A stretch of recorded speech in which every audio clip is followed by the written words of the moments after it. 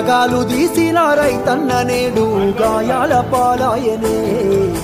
రాజులే బతికిన రైతన్న నేడు దారిలే నోడాయనే రాగాలు తీసిన రైతన్న నేడు గాయాల పాలాయనే రాజులే బతికిన రైతన్న నేడు దారిలే నోడాయనే